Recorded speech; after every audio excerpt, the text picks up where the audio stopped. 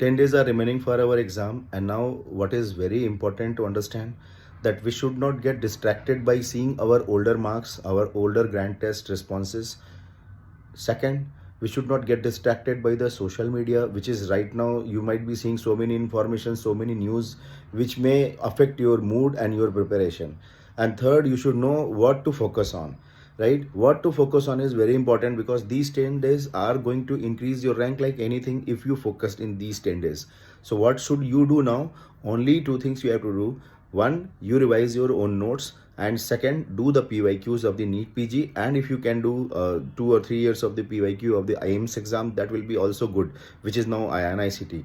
So my dear students, I want to tell you one thing, that this is the time not to have any kind of remorse, any guilty, or any kind of comparison that how much marks you are getting in the grand test. I'm telling you, that is not at all relevant.